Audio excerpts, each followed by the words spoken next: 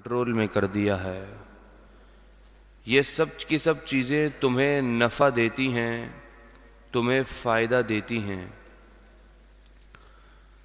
اگر آسمانوں کی طرف دیکھیں تو اتنا بڑا سورج ہے کہ جس کی روشنی سے پوری زمین والے فائدہ اٹھاتے ہیں۔ چاند کو دیکھیں، ستاروں کو دیکھیں، تو اللہ تبارک و تعالی کی یہ سب قدرتیں ہیں کہ رب ذوالجلال نے اپنی قدرت سے اتنی عظیم چیزوں کو تمہارے لیے بنایا ہے۔ اب زمین کی طرف آ جائیں تو زمین میں نہریں ہیں، دریا ہیں، سمندر ہیں، درخت ہیں، پہاڑ ہیں، کھیتیاں ہیں۔ زمین کے اندر اور زمین کے اوپر یہ زمین کی سختی نہیں، زمین اللہ تبارک و تعالی نے سختی اور نرمی کے درمیان ایک ایسے درجے پر رکھا ہے زمین کو کہ انسان زمین پر چلتا ہے لیکن اس کے پاؤں میں ورم نہیں آتا۔ اتنا سخت نہیں کیا کہ انسان چلے تو اس کے پاؤں میں چھالے پڑ جائیں۔ تو اللہ تبارک و تعالی نے جن سے زمین سے ہر چیز کو تمہارے نفع کے لیے پیدا فرمایا ہے، تو اے لوگوں کیا تم اللہ تعالی کی اس قدرت کو دیکھتے نہیں ہو؟ وَأَسْبَغَ عَلَيْكُمْ نِعَمَهُ ظَاهِرَةً وَبَاطِنَةً، اور اللہ تبارک و تعالی نے تمہیں بھرپور اپنی ظاہری نعمتیں بھی دی ہیں اور باطنی نعمتیں بھی دی ہیں، بھرپور طریقے سے دی ہیں۔ ظاہری نعمت سے مراد تمہارے اعضاء کو صحیح سلامت بنایا، تمہیں حواس خمسہ عطا کیے، ظاہری حسن، ظاہری شکل و صورت عطا کی۔ اللہ تبارک و تعالی نے تمہیں ایسی شکل و صورت عطا فرمائی ہے کہ قیامت تک جسے اللہ رب العزت نے پیدا فرما لیا اس جیسا بندہ قیامت تک پیدا نہیں ہوگا۔ ہر شخص کی ظاہری حسن، ظاہری شکل، اس کی بناوٹ وہ سب سے جدا گانا ہے، اور باطنی نعمت سے مراد اللہ تبارک و تعالی نے تمہارے گناہوں پر پردہ ڈالا ہوا ہے، تمہارے حال کو لوگوں پر واضح نہیں کیا ہے۔ تمہارا حال اگر لوگوں پر واضح ہو جائے تو تم منہ دکھانے کی قابل نہ رہو۔ یہ اللہ رب العزت نے تمہارے عیبوں پر پردہ رکھا ہے، یہ اللہ رب العزت کی طرف سے بہت بڑی باطنی نعمت ہے۔ وَمِنَ النَّاسِ مَن يُجَادِلُ فِي اللَّهِ،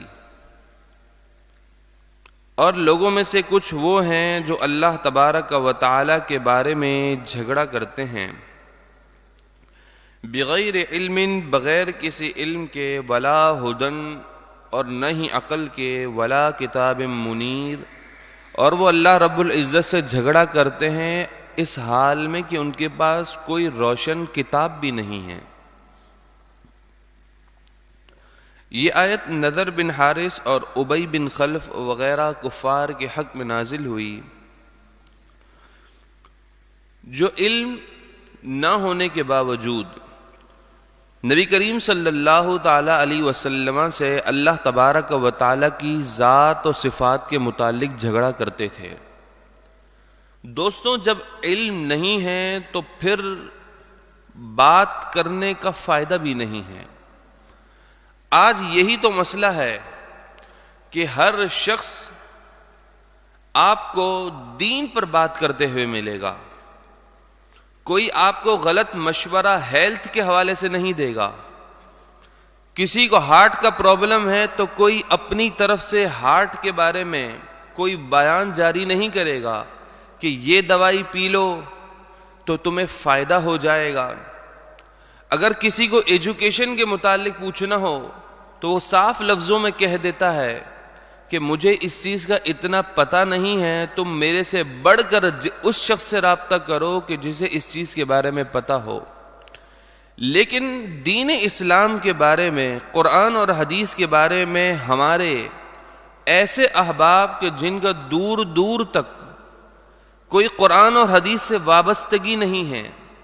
اس کی ایک آسان مثال، سال کے 11 مہینے جو اینکر پرسن فلم، ناچ گانے، ڈراموں کے اندر حصہ لیتے، وہ رمضان المبارک کے اندر اسلام کے چوکیدار بن کر، اسلام کے چودھری بن کر، میڈیا پر بیٹھ کر اسلام کی تعلیم لوگوں کو دے رہے ہیں. جس نے اسلام کا مطالعہ صحیح کیا ہی نہیں، جسے قرآن اور حدیث کی روشنی میں اسلام کے احکامات، عقائد اہل سنت کیا ہیں، جس کو پتہ ہی نہیں، وہ کیا ایک مہینے کے اندر لوگوں کو پیغام دے گا. پھر کہتے ہیں ایک محاورہ ہے، نیم حکیم خطرہ جاں اور نیم مولوی خطرہ ایمان.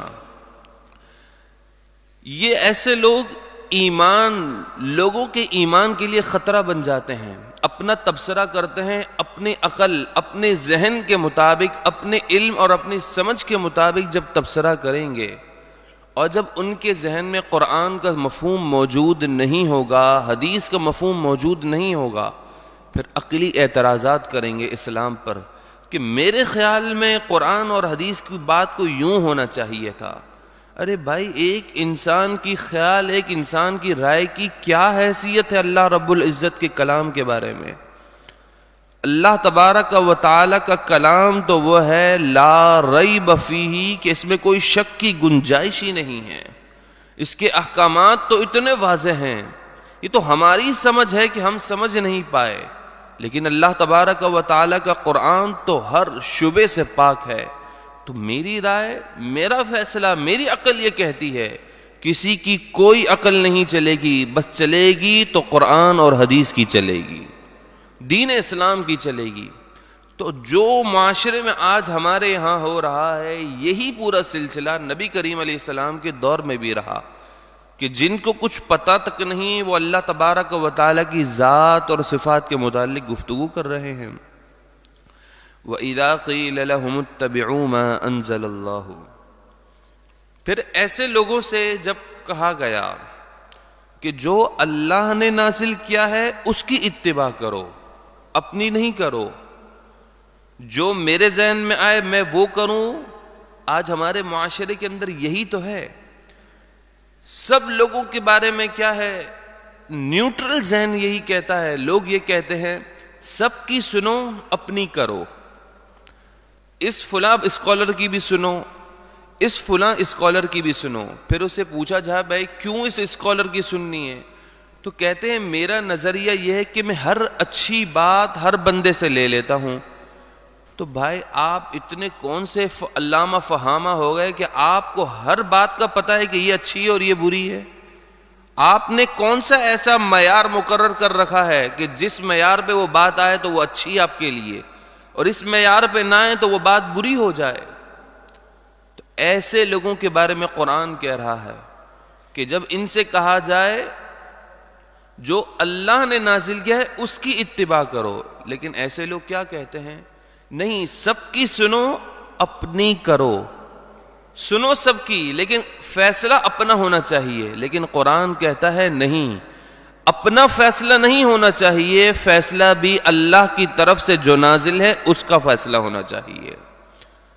وَإِذَا قِيلَ لَهُمْ، توجہ کیجئے گا، اور جب ان لوگوں سے کہا گیا کہ جو اللہ تبارک و تعالیٰ کی ذات اور صفات کے متعلق بغیر علم کے جھگڑا کرتے ہیں، ان سے کہا گیا اللہ نے نازل کیا اس کی طرف آ جاؤ، اپنی سوچ، اپنی رائے کی طرف نہیں جاؤ.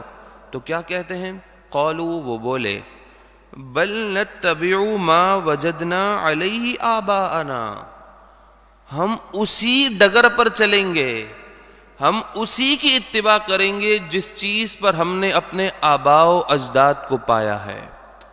آباء و اجداد اگرچہ غلط ہی کیوں نہ ہو، یہی بات جو قرآن کریم فرقان حمید کفار مکہ کے بارے میں کہہ رہا ہے. آپ کسی کو جا کر قرآن اور حدیث کی متعلق بات کر کے دلائل سے کسی چیز کو واضح کر دینا، واضح ہو جانے کے باوجود بھی ہمارے معاشرے میں ہمارے بہت ہی قریب ایسے لوگ موجود ہیں جن پر ساری باتیں واضح ہو جائیں گی، قرآن اور حدیث سے ان کے اوپر دلائل قائم ہو جائیں گے، ان کو بتا بھی دیں گے کہ دیکھو قرآن سے تمہیں ثابت کیا ہے، ان دی اینڈ نتیجہ کیا نکلے گا؟ نتیجہ یہی نکلے گا کہ ہم اسی رستے پر چلیں گے جس پر ہمارے آباء و اجداد چلتے رہے ہیں۔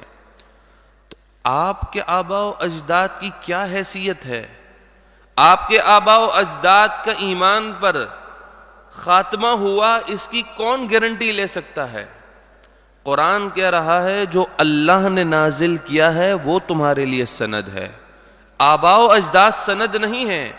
آباء و اجداد کا کیا دین تھا، کیا عقیدہ تھا، وہ مشرک تھے، مومن تھے، ان کا ایمان پر خاتمہ ہوا، اس کا کسی کو نہیں معلوم۔ تو جو اللہ نے نازل کیا ہے اس پر آنا یہ قرآن کا فیصلہ ہے۔ اولو کان الشیطان یدعوہم الی عذاب السعیر، اگرچہ شیطان ان کو عذاب دوزخ کی طرف بلاتا ہو، ان کے آباء و اجداد کو، شیطان ان کے آباء و اجداد کو دوزخ کی طرف بلاتا ہو، لیکن یہ یہی دیکھیں گے کہ چلنا آباء و اجداد کے پیچھے ہے، چاہے ان کا خاتمہ برا ہی کیوں نہ ہو۔ کیوں؟ یہ وہ لوگ ہوتے ہیں جو اندھی تقلید پر چل رہے ہوتے ہیں، جو اپنے آپ کو کانوں سے بہرا کر لیتے ہیں، آنکھوں سے اندھا کر لیتے ہیں، اور ان کے دل مردہ ہو چکے ہوتے ہیں، دل پر مہر لگ چکی ہوتی ہے۔ ان کے سامنے قرآن اور حدیث کی بات کریں، رسول اللہ کی شان اور عظمت کی بات بیان کریں، ان کے سامنے جب رسول اللہ کے مقام اور مرتبے کی بات کی جائے تو تسلیم کرنے کے بجائے اس اینگل سے سوچنا شروع کر دیتے ہیں کہ جس اینگل سے بس ہماری بات ثابت ہو جائے کہ اللہ نے رسول اللہ کو کچھ نہیں دیا ہے۔ آپ خود سوچیں وہ امتی کتنا خوش نصیب اور خوش قسمت ہوگا کہ جس کی زندگی صرف اس چیز میں گزری کہ وہ کسی طرح سے قرآن اور حدیث سے رسول اللہ کی شان اور عظمت کو تلاش کرے، اور وہ کتنا بد نصیب امتی ہوگا کہ جس کی اس بات میں ہی لگن ہے، جو اسی کوشش میں لگا ہوا ہے کہ کسی طرح مجھے یہاں سے یہ پتہ چل جائے کہ جس کا خلاصہ نتیجہ یہ ہو کہ اللہ نے اپنے محبوب کو کچھ نہیں دیا، العیاذ باللہ۔ اب آپ بتائیں جو رسول اللہ کی شان کو تسلیم کرے اور جو رسول اللہ کے نقص کو بیان کرنے کی کوشش کرے کہ جو بے عیب ہیں، جسے اللہ رب العزت نے بے عیب پیدا فرمایا ہے، اس کے اندر سے جو عیب نکالے گا وہ خود عیب دار ہو جائے گا۔ وَمَن يُسْلِمْ وَجْهَهُ إِلَى اللَّهِ، اور جو اپنا منہ اللہ کی طرف جھکا دے، دین اسلام کو سچے دل سے قبول کرے، رب کی عبادت میں مشغول ہو جائے، اپنا ہر کام اللہ رب العزت کے حوالے کر دے، وَهُوَ مُحْسِنٌ، اس حال میں کہ وہ نیکوکار ہو، فَقَدِ اسْتَمْسَكَ بِالْعُرْوَةِ الْوُثْقَىٰ، تو ایسے ہی شخص نے مضبوط رسی کو تھام لیا ہے۔ جو اپنے سارے معاملات اللہ کے حوالے کر دے کہ میرا رب مجھے ہر معاملے میں کافی ہے، وہ میری دستگیری فرمائے گا، وہ ضرور میری مدد فرمائے گا، تو ایسے شخص پر اللہ رب العزت بڑا کرم فرماتا ہے۔ وَإِلَى اللَّهِ عَاقِبَةُ الْأُمُورِ، اور اللہ ہی کی طرف تمام کاموں کی انتہا ہے۔ ہر کام کی انتہا اللہ تبارک و تعالیٰ کی طرف ہے کہ ہر کام کی اینڈنگ اللہ رب العزت کی بارگاہ میں حاضر ہونا ہے۔ ومن کفر، اور جو شخص کفر کرے، کفر کا راستہ اختیار کرے، فلا يحزنک کفرہ، تو اے حبیب علیہ الصلاۃ والسلام ان کے کفر سے آپ غمگین نہ ہوں۔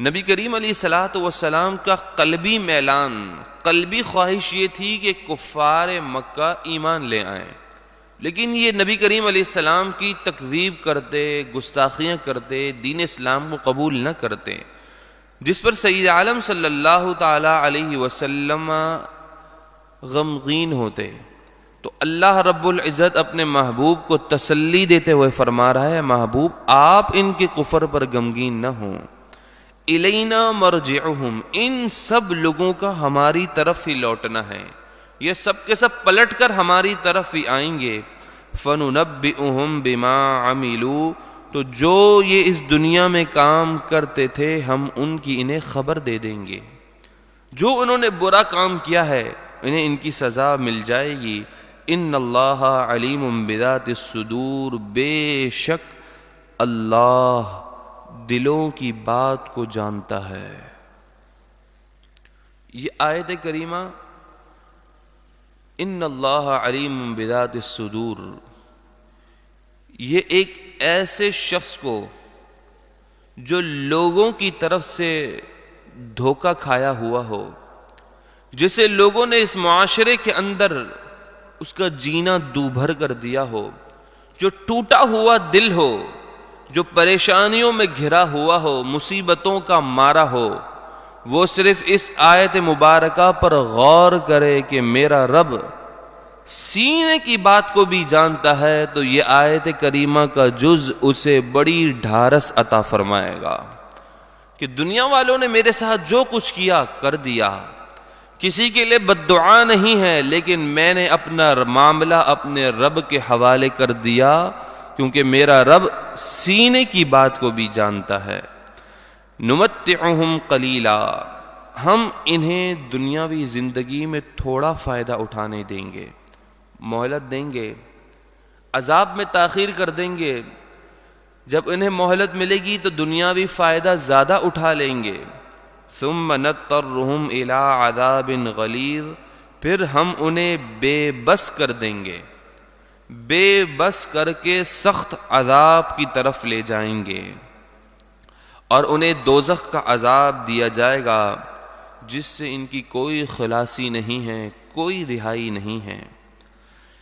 وَلَئِن سَأَلْتَهُم مَّنْ خَلَقَ السَّمَاوَاتِ وَالْأَرْضَ لَيَقُولُنَّ اللَّهُ، اے محبوب علیہ الصلوۃ والسلام توجہ کیجئے گا، بہت اہم بات۔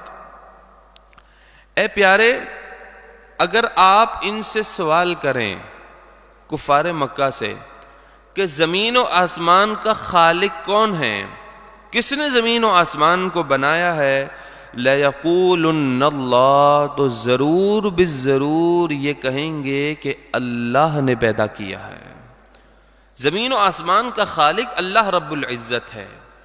سوال یہ ہے کہ جب بتوں کو پوجتے ہیں مشرکین مکہ، تو اس سوال کے جواب میں وہ اللہ کا نام کیوں لے رہے ہیں؟ اپنے بتوں کا نام لینا چاہیے تھا۔ تو بات یہ ہے کہ مشرکین مکہ خود بھی جانتے تھے کہ جن بتوں کی ہم عبادت کرتے ہیں ان بتوں کو مٹی سے ہم نے پیدا کیا ہے، ان بتوں کے اصلاً خالق تو ہم ہیں۔ تو اسی وجہ سے اس سوال کے جواب میں انہوں نے کہا کہ اللہ تبارک و تعالی زمین و آسمان کا خالق ہے۔ یہاں سے ایک بات معلوم ہوئی کہ جب ان مشرکین مکہ کو یہ بات معلوم ہے کہ زمین و آسمان کا خالق اللہ ہے، اور یہ جھوٹے معبود جن کی ہم پوجا کرتے ہیں ان کے خالق تو ہم ہیں، تو پھر بھی یہ انہی بتوں کی کیوں پوجا کر رہے ہیں؟ سوال یہ ہے، پھر بھی یہ ان کی پوجا کر رہے ہیں۔ تو یہاں سے ایک بات معلوم ہوئی جو بہت ہی قابل غور ہے کہ اللہ تبارک و تعالی جس سے ایمان کی نعمت لے لیتا ہے، ایمان کی نعمت بعد میں لیتا ہے، اس کی عقل پہلے لے لیتا ہے، اس کے سوچنے سمجھنے کی، غور کرنے کی نعمت کو اللہ رب العزت پہلے سلب فرما لیتا ہے، پہلے ہی لے لیتا ہے، تاکہ وہ غور ہی نہ کر سکے، اسے سمجھ میں ہی نہیں آئے۔ جب اس کی سمجھ میں نہیں آئے گا تو وہ بے وقوفانہ عمل کرتے ہوئے ایسے کام کرے گا کہ دنیا والے اس کو دیکھ کر تو عبرت حاصل کریں گے، لیکن اسے اپنا حال کا معلوم نہ ہوگا۔ تو کفار مکہ یہ کہنے لگے کہ زمین و آسمان کا خالق اللہ تبارک و تعالی ہے۔ یہاں سے ایک اور بات بھی معلوم ہوئی۔ دیکھیں، اگرچہ یہ مشرکین مکہ ایمان نہیں لائے، اور انہوں نے جھوٹے معبودوں کی پوجا کی، بتوں کی پوجا کی، لیکن اس کے باوجود بھی وہ اللہ تبارک و تعالی کو تسلیم ضرور کرتے تھے کہ زمین و آسمان کا خالق کون ہے؟ اللہ تبارک و تعالی، اس کو تسلیم ضرور کرتے تھے۔ تو دوستوں، یہ بات کہ اللہ تبارک و تعالی کو تسلیم کرنا، چاہے وہ اہل حق ہوں یا اہل باطل ہوں، وہ حضور نبی رحمت کے زمانے سے لے کر آج تک اللہ کو سب تسلیم کر رہے ہیں۔ بات اللہ کے تسلیم کرنے پر نہیں ہے، ایمان کی بنیاد رسول اللہ پر ایمان لانے میں ہے۔ یہ کفار مکہ بھی اللہ کو تسلیم کرتے ہیں، جبھی تو کہا کہ زمین و آسمان کا خالق اللہ ہے، لیکن جب اللہ کو تسلیم کر رہے ہیں پھر بھی یہ کافر ہیں۔ کیوں؟ اس وجہ سے کہ صرف اللہ کو تسلیم کرنے سے ایمان نہیں ملتا، ایمان ملتا ہے محمد الرسول اللہ کہنے سے بھی ملتا ہے کہ اللہ کے رسول نبی رحمت صلی اللہ علیہ وسلم یہ اللہ کے رسول ہیں۔ ایمان کی تکمیل، ایمان میں بندہ داخل ہی اس وقت ہوتا ہے جب حضور نبی رحمت صلی اللہ علیہ وسلم پر ایمان لاتا ہے۔ تو معلوم یہ ہوا کہ ایمان کا مدار رسول اللہ کی ذات ہے۔ جو رسول اللہ کی ذات کا انکار کرے، جتنا بھی وہ اللہ اللہ کرتا رہے کہ میں صرف اللہ ہی سے مانگتا ہوں، اللہ ہی سب کچھ دیتا ہے، تو اس میں تو کسی کا انکار ہی نہیں ہے کہ اللہ ہی سب کچھ دیتا ہے، اللہ ہی مدد کرتا ہے۔ لیکن اس جملے سے یہ تاثر دینا کہ اللہ کے رسول کچھ نہیں کر سکتے، یہ قرآن کے خلاف ہے۔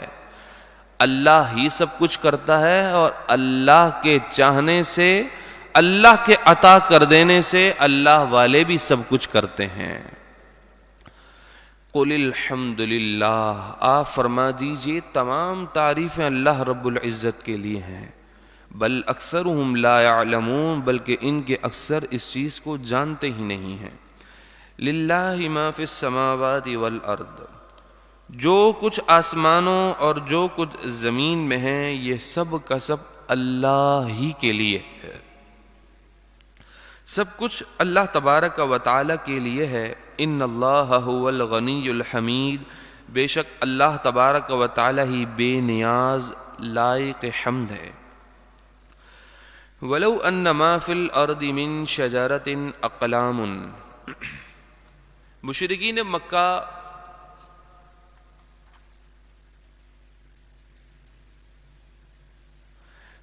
مکہ نے یہ کہا تھا کہ قرآن مجید فرقان حمید اور اس کے علاوہ جو کچھ بھی شرعی باتیں نبی کریم علیہ الصلاۃ والسلام لے کر آئے ہیں، یہ ان قریب یہ سب کا سب ختم ہو جائے گا۔ جیسے نبی کریم علیہ الصلاۃ والسلام اس دنیا سے ظاہری وصال فرما جائیں گے، تو یہ جتنا بھی سب کچھ ہے، قرآن، آپ کی بتائی ہوئی دینی باتیں، یہ قصے تمام کے تمام ختم ہو جائیں گے۔ اس کا رد اس آیت کریمہ میں ہے وَلَوْ أَنَّ مَا فِي الْأَرْضِ مِن شَجَرَةٍ أَقْلَامٌ، اور اگر زمین میں جتنے بھی درخت ہیں ان درختوں کی لکڑیاں، وَالْبَحْرُ يَمُدُّهُ، اور جتنے بھی سمندر ہیں وہ سمندر سب کے سب سیاہی بن جائیں، یعنی انک بن جائیں۔ دنیا میں جتنے بھی درخت ہیں وہ سب کے سب درخت لکڑیاں بن جائیں، اور جتنے بھی سمندر ہیں سب سمندر مل کر سیاہی یعنی انک بن جائیں۔ من بعدہ سبعۃ ابحر، جتنے سمندر موجود ہیں وہ بھی سیاہی بن جائیں، اور اس کے علاوہ 7 سمندر اور بھی آ جائیں وہ بھی سیاہی بن جائیں، اور سارے دنیا کے درخت کی لکڑی ایک پین بن جائے، قلم بن جائے، جب بھی ما نفیدت کلمات اللہ، تو اللہ کے کلمات وہ ختم نہ ہوں گے۔ یہاں کلمات اللہ سے مراد کیا ہے؟ الفاظ پر غور کیجئے گا۔ کلمات اللہ جس کا ترجمہ ہے اللہ کا کلمہ، ما نفیدت ختم نہ ہوگا۔ یہ آیت کریمہ کس کے بارے میں ہے؟ ابھی آپ کے سامنے عرض کی کہ مشرکین مکہ یہ کہتے کہ قرآن یہ ختم ہو جائے گا جیسے ہی نبی کریم علیہ السلام اس دنیا سے ظاہری وصال فرمائیں گے. تو بات حضور علیہ السلام کی آئی تھی. اللہ تبارک و تعالی نے حضور کو اپنا کلمہ بیان کر کے کہا کہ میرے محبوب کی شان ختم نہیں ہوگی. دنیا کے سمندر حضور کی شان بیان کرتے رہیں, سارے کے سارے درخت کی ان کے پیڑ لکڑیاں بن جائیں, ان سے پین بن جائیں, لیکن یہ پین تو ختم ہو جائیں گے, انک ختم ہو جائے گی, لیکن شان مصطفیٰ ختم نہیں ہوگی. ان اللہ عزیز حکیم, بے شک اللہ غالب حکمت والا ہے. ما خلقکم ولا بعثکم الا کنفس واحدہ, تمہارا پیدا کرنا اور تمہارا روز قیامت اٹھنا یہ اللہ رب العزت کے لیے ایسا ہے جیسے ایک جان کو پیدا کرنا, پوری مخلوق خدا کو پیدا کرنا, پھر اسی مخلوق خدا کو روز قیامت دوبارہ اٹھانا. یہ اللہ تبارک و تعالیٰ کے یہاں ایسا ہے جیسے ہی اللہ نے کن کہا اور ایک جان پیدا ہو گئی. تو اللہ کے ہاں یہ ایسا ہی ہے. ان اللہ سمیع بصیر, بے شک اللہ سنتا اور دیکھتا ہے. الم تر ان اللہ یولج اللیل فی النہار, اے سننے والے کیا تو نے نہ دیکھا کہ بے شک اللہ تبارک و تعالی رات کو دن میں داخل کرتا ہے. وَيُولِجُ النَّهَارَ فِي اللَّيْلِ, اور دن کو رات میں داخل کرتا ہے. کہ کیسے رات کا حصہ ہے,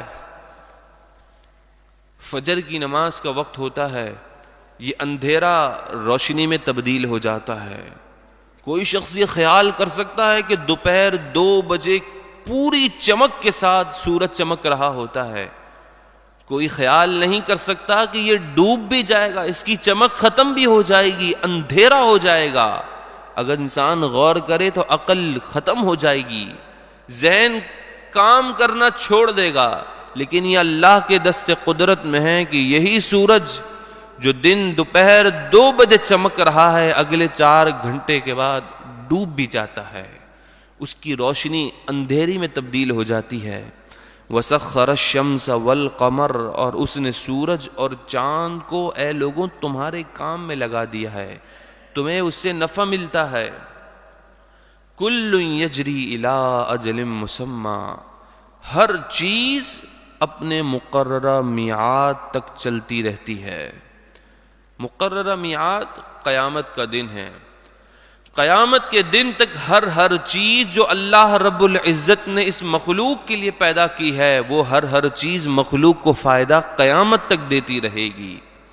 وَأَنَّ اللَّهَ بِمَا تَعْمَلُونَ خَبِيرٌ, اور بے شک اللہ تمہارے کاموں سے خبردار ہے. اللہ کو بے خبر مت سمجھنا, جو کچھ تم کر رہے ہو اللہ رب العزت اس سے خبردار ہے. ذَلِكَ بِأَنَّ اللَّهَ هُوَ الْحَقُّ, یہ اس لیے کہ اللہ تبارک و تعالی ہی حق ہے. جس کی قدرت میں اتنی چیزیں ہوں وہی ذات حق ذات ہے. وَأَنَّ مَا يَدْعُونَ مِن دُونِهِ الْبَاطِلِ, اور اللہ کے سوا جن کو تم پوجتے ہو, جن کی تم عبادت کرتے ہو, یہ سب کے سب باطل ہیں, یہ سب کے سب باطل ہیں. وَأَنَّ اللَّهَ هُوَ الْعَلِيُّ الْكَبِيرُ, اور بے شک اللہ ہی خوب بلند بڑائی والا ہے. اللہ تبارک و تعالی ہم تمام کو ایمان کی سلامتی عطا فرمائے. حضور نبی رحمت صلی اللہ علیہ وسلم کی کامل محبت اور وفاداری نصیب فرمائے. درود پاک کا نذرانہ پیشی. اللہم صلی علی سیدنا مولانا محمد.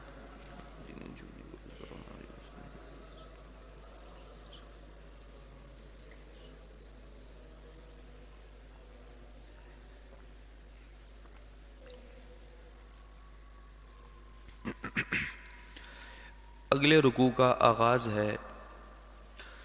الم تر ان الفلک تجری فی البحر, کتنی عظیم نعمت پر غور کرنے کے لیے کہا جا رہا ہے. کہ کیا تم نے نہیں دیکھا کہ بے شک اتنی بڑی کشتی ٹنوں وزن اٹھا کر سمندر میں کیسے چلتی ہے؟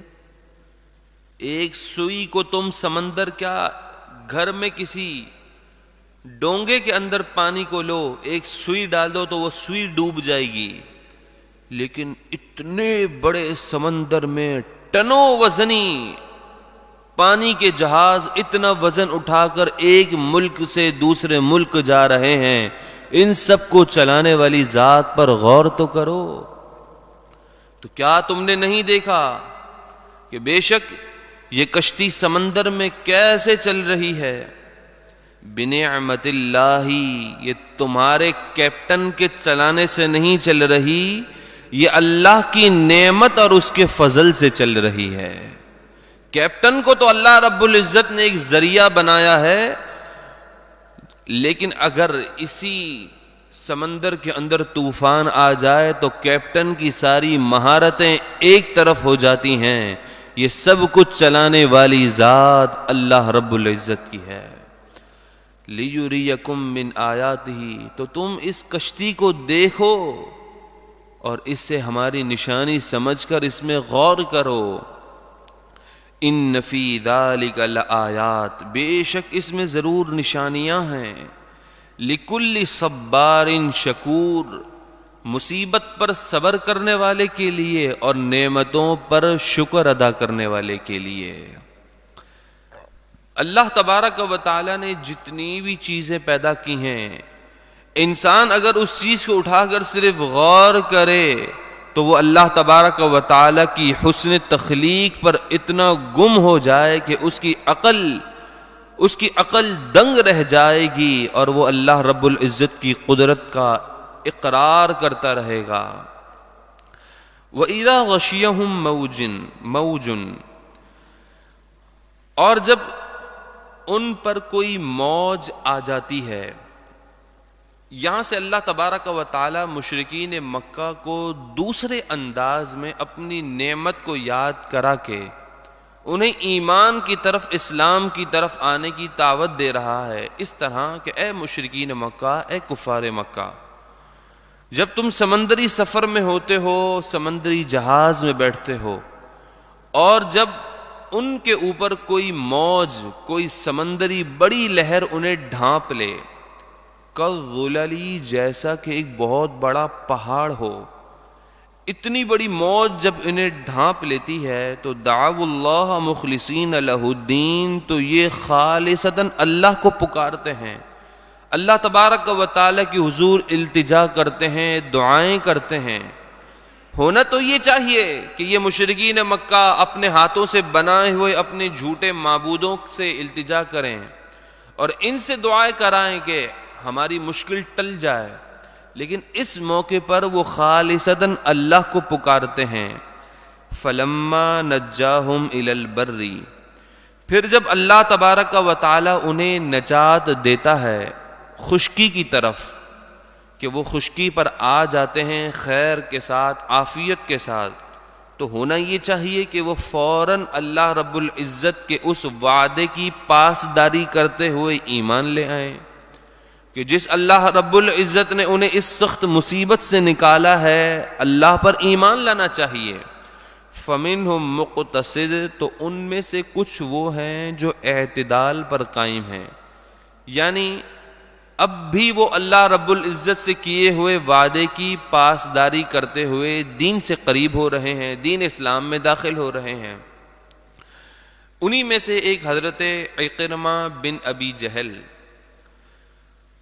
صحابی رسول ہیں، ابو جہل کا بیٹا حضرت عکرمہ رضی اللہ تعالی عنہ۔ فتح مکہ کے سال جب مسلمان مکہ مکرمہ میں فاتحانہ انداز میں داخل ہوئے تو آپ نے جب دیکھا تو آپ سمجھ گئے کہ اب ہماری خیر نہیں، تو آپ سمندری رستے سے دوسرے ملک جانے لگے۔ دوران سفر باد مخالف، اتنی تیز ہوائیں چلی مخالف سمت سے کہ سمندری جہاز کو کافی نقصان ہونے لگا، تو آپ نے دل ہی دل میں یہ التجا کی کہ اب میں اگر خیر و عافیت کے ساتھ پہنچ گیا تو میں حضور کے دین پر ایمان لے آؤں گا۔ چنانچہ ایسا ہی ہوا، کرم ہو گیا، اور آپ جیسے ہی خشکی کی طرف خیر و عافیت سے پہنچے تو دوبارہ رسول اللہ کی بارگاہ میں آ کر اسلام میں داخل ہو گئے۔ تو قرآن مجید فرقان حمید نے فرمایا یہ مصیبتیں جو دنیا میں آتی ہیں یہ اسی لیے بندوں پر آتی ہیں تاکہ یہ بندے دوبارہ دربار الہی کی طرف آ جائیں۔ کوئی کفر میں ہے تو وہ اسلام لے آئے، جو گناہ گار ہے وہ گناہوں سے توبہ کر لے۔ وَمَا يَجْحَدُ بِآيَاتِنَا إِلَّا كُلُّ خَتَّارٍ كَفُورٍ۔ ہماری ان نشانیوں کو دیکھنے کے بعد بھی جو انکار کرے وہ کون ہے؟ وہ بڑا ہی بے وفا شخص ہے، وعدے کی پاسداری کرتا ہی نہیں ہے، بڑا بے وفا ہے، کفورن، اور بڑا ہی ناشکرا ہے کہ اتنا کرم کیا، موت کے منہ سے اسے باہر نکالا، اب بھی وہ کفر کر رہا ہے۔ یا ایھا الناس، اے لوگو،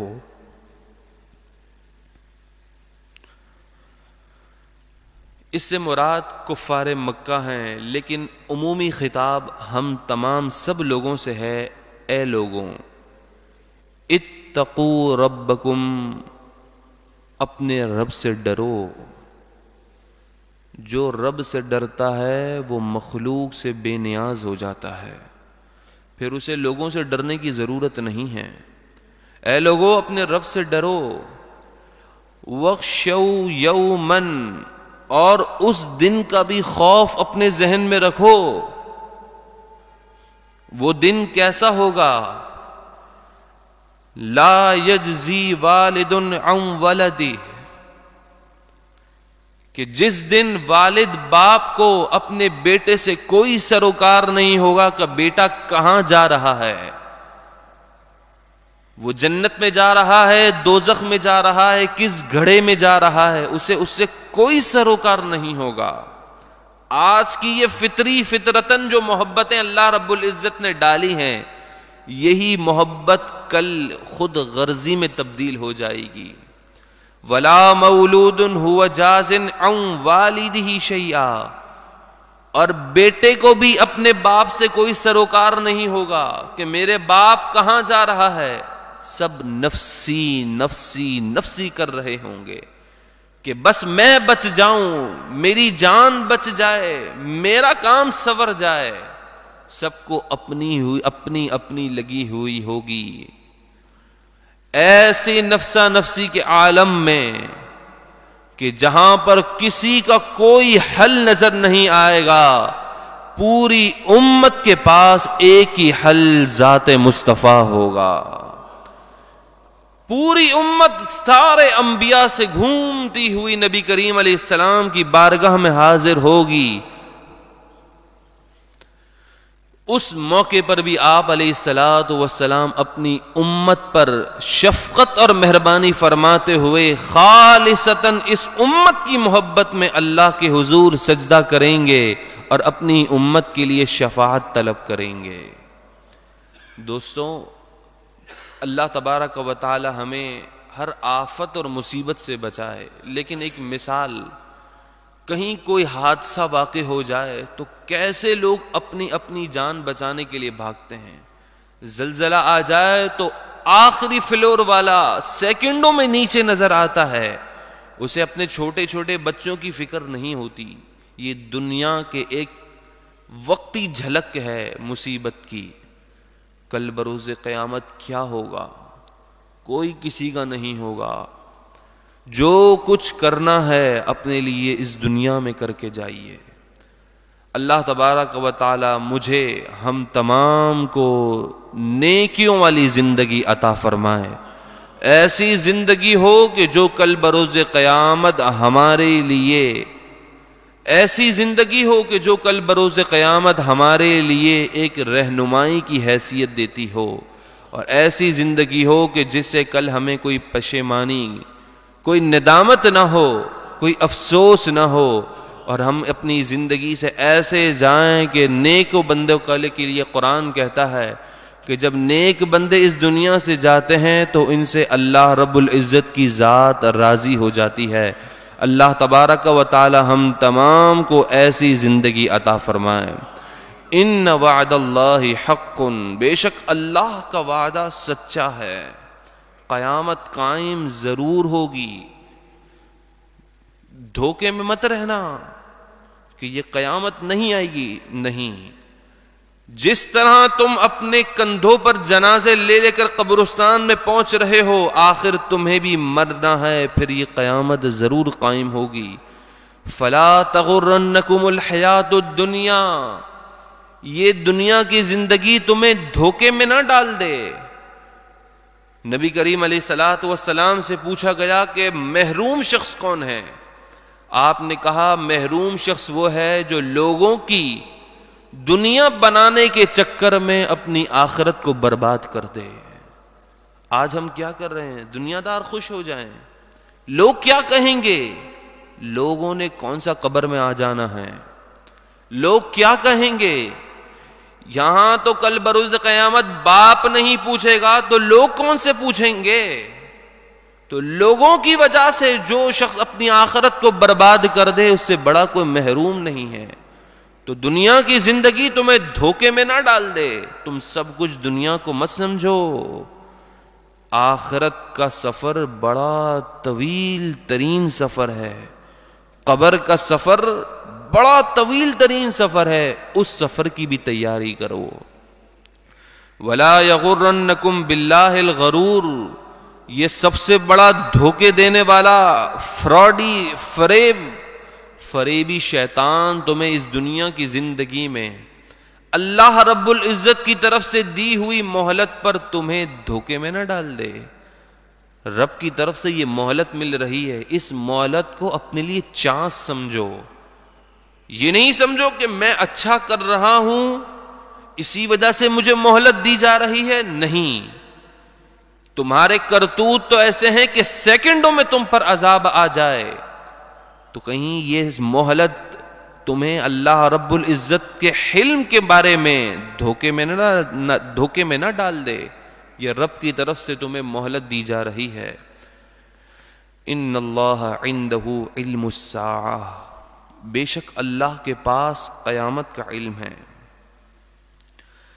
حارث بن عمر ایک شخص ہے منافق، حضور نبی رحمت صلی اللہ علیہ وسلم کی بارگاہ میں حاضر ہو کر کہتا ہے کہ آپ مجھے یہ بتائیں کہ قیامت کب آئے گی، اور یہ کہتا ہے کہ میں نے زمین کے اندر بیج بویا ہے، آپ یہ بتائیں کہ یہ کھیتی کب اگے گی، اور کہتا ہے کہ میری گھر والی حاملہ ہے، اس کے حمل میں لڑکی ہے یا لڑکا، آپ مجھے بتائیں، اور کہتا ہے کہ جو پاسٹ میں کل ہو چکا وہ تو مجھے پتا ہے، جو فیوچر میں کل ہوگا میں اس کے بارے میں نہیں جانتا، آپ مجھے بتائیں کہ میرا فیوچر کیا ہے۔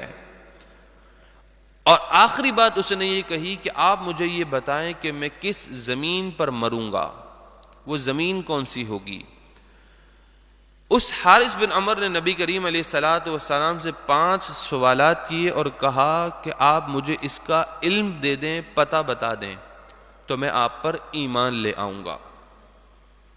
دوستوں ایک بات یاد رکھیے گا، اس آیت کریمہ کے شان نزول پر ذرا غور کریں کہ انبیاء علیہم الصلوۃ والسلام کی شان کو اعتراف کرنا یہ مومنانہ طریقہ ہے، اور انبیاء علیہم الصلوۃ والسلام کو آزمانا یہ منافقانہ طریقہ ہے۔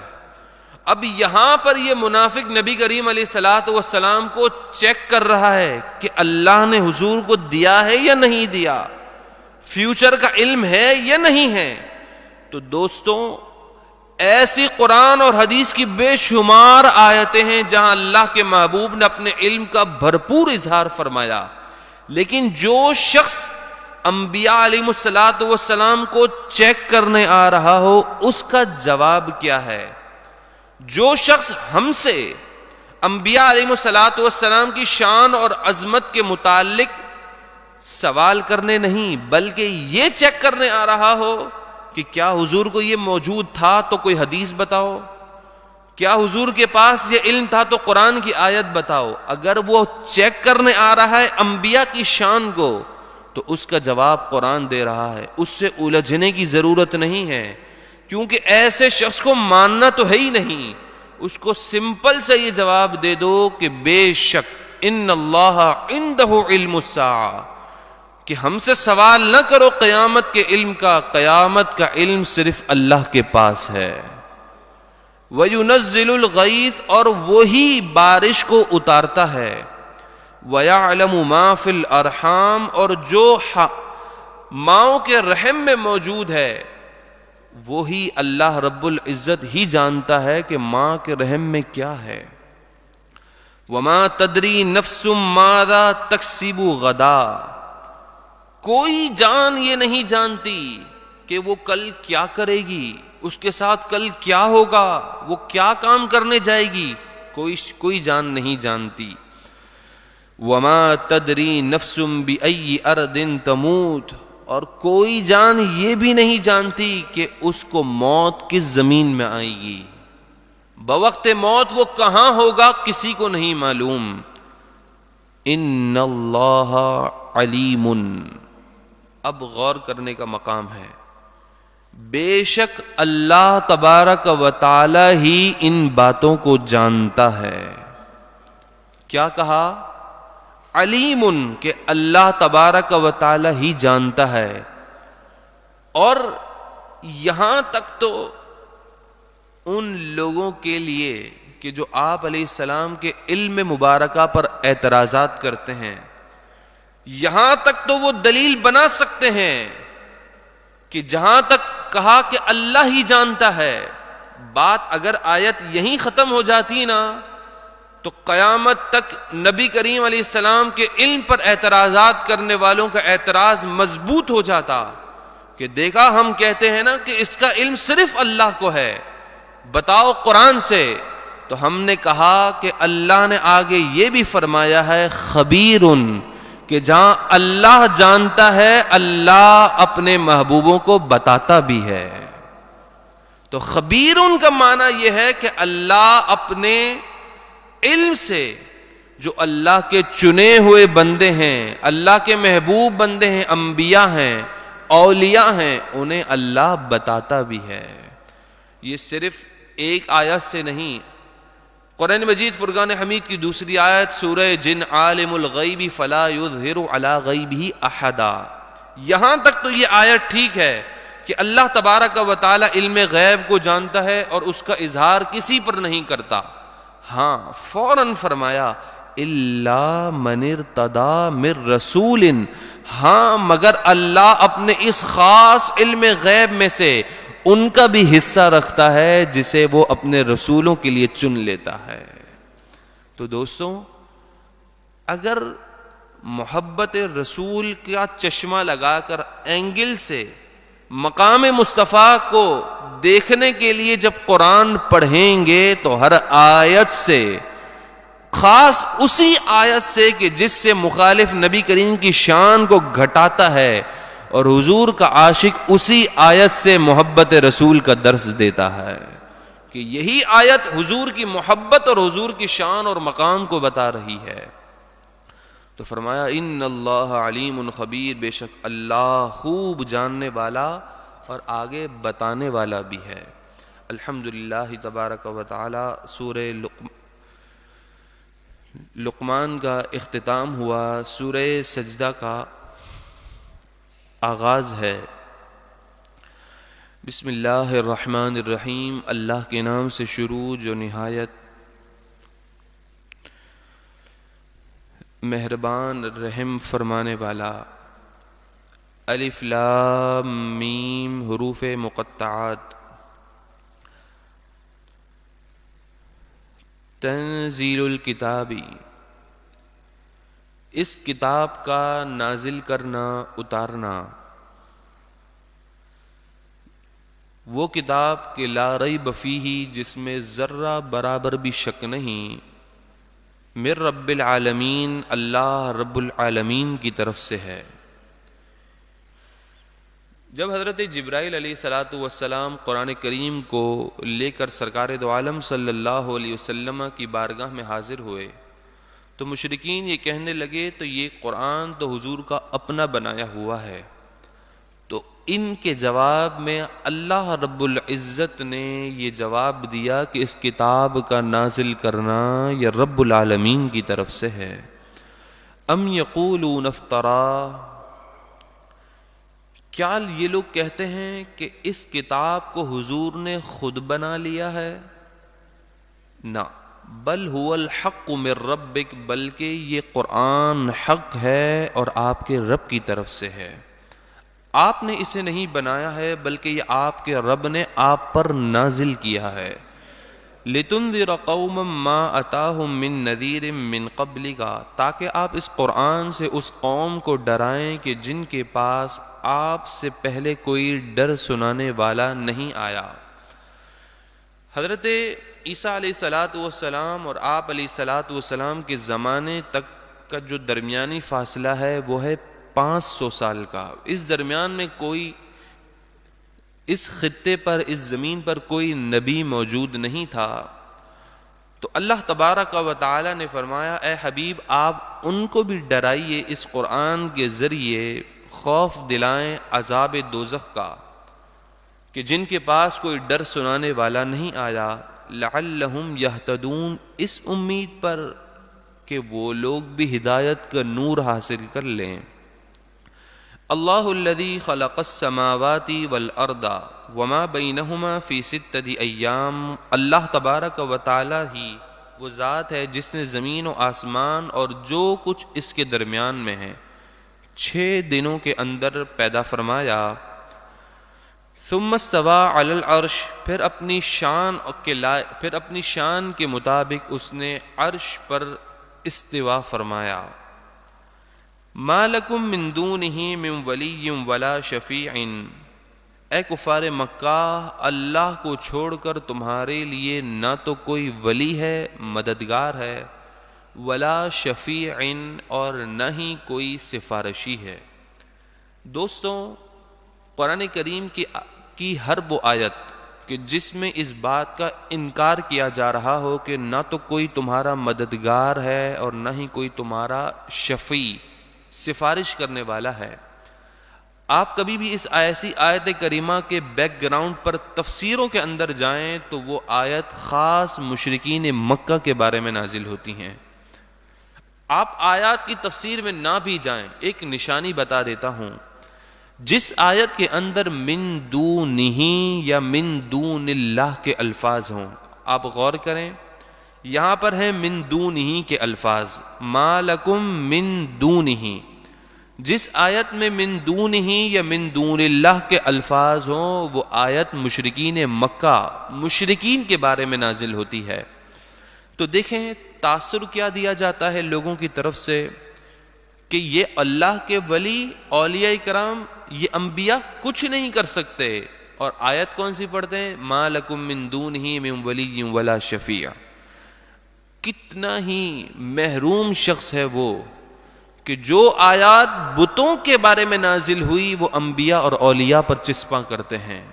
حدیث پاک کے مطابق یہ مخلوق میں بدترین مخلوق ہیں، سب سے شریر مخلوق ہے جو ایسا کام کرتے ہیں. اللہ ان سے ہمیں اور ہماری نسلوں کی حفاظت فرمائے. افلا تتذکرون، تو اے لوگوں کیا تم دھیان نہیں کرتے؟ یدبر الامر من السماء الى الارض، اللہ تبارک و تعالی کام کی تدبیر فرماتا ہے آسمان سے زمین تک. ثم یعرج الیہ فی یوم، پھر اسی کی طرف رجوع کرے گا اس دن، کان مقدارہ الف سنۃ مما تعدون، کہ جس کی مقدار تمہاری گنتی کے مطابق 1000 برس ہے.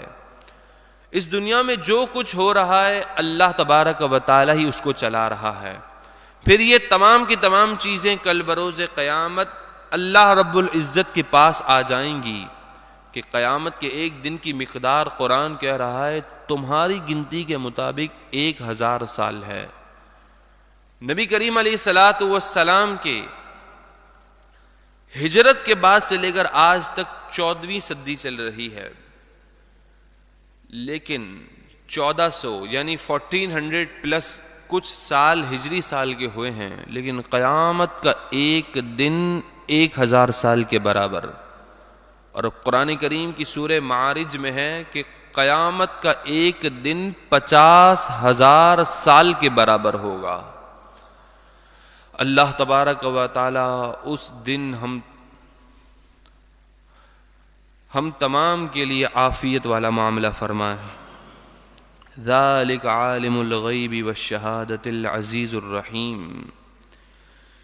یہ غیب کا عالم ہے جو ہر پوشیدہ اور ہر ظاہری بات کو جاننے والا ہے، غالب، حکمت، رحم فرمانے والا ہے. الذی احسن کل شیء خلقہ، وہ ذات جس نے ہر چیز کو بڑا خوبصورت بنایا، احسن بنایا، جمال عطا فرمایا. وبدأ خلق الانسان من طین، وبدأ خلق الانسان من طین، اور پیدائش انسان کی ابتدا ایک بیکار پانی سے رکھی. انسان کی پیدائش کی ابتدا کیا ہے؟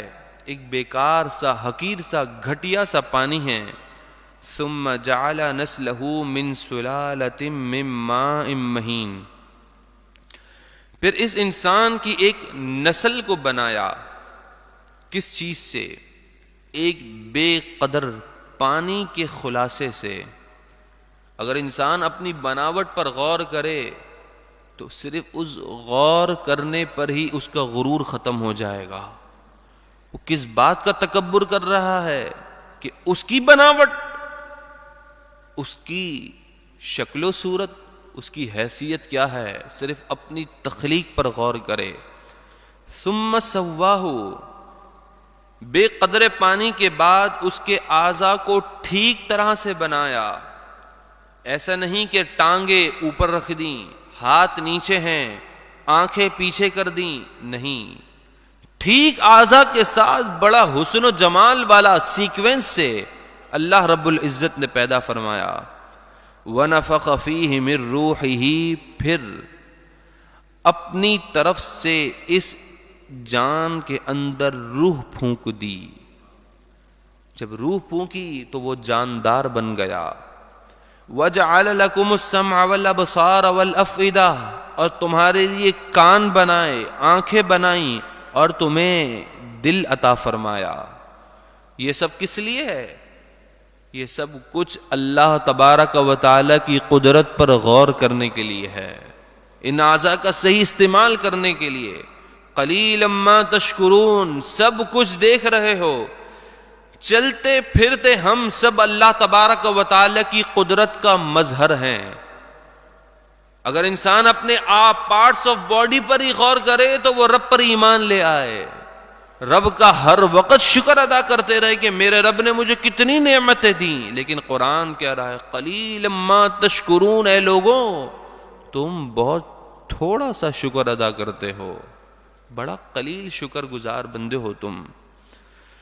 وقالوا اذا ضللنا فی الارض، کفار مکہ بولے کیا جب ہم مٹی میں مل جائیں گے، مر جائیں گے، ختم ہو جائیں گے، اِنَّا لَفِي خَلْقٍ جَدِيدٍ، کیا ہمیں نئی طرح سے نئی خلقت کے ساتھ پیدا کیا جائے گا، کیا ہم دوبارہ نئی تخلیق کے ساتھ اٹھیں گے. کفار مکہ بعث بعد الموت کا انکار کرتے تھے. وہ کہتے تھے مرنے کے بعد اٹھنے کا کوئی کانسیپٹ ہی نہیں ہے.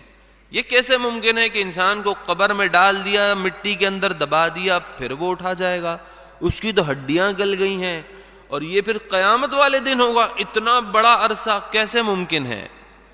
تو دوستوں میں اکثر یہ بات درس میں کرتا ہوں، اگر ہم صرف اپنی عقل پر غور کریں نا تو ہم ٹھوکر ہی کھائیں گے.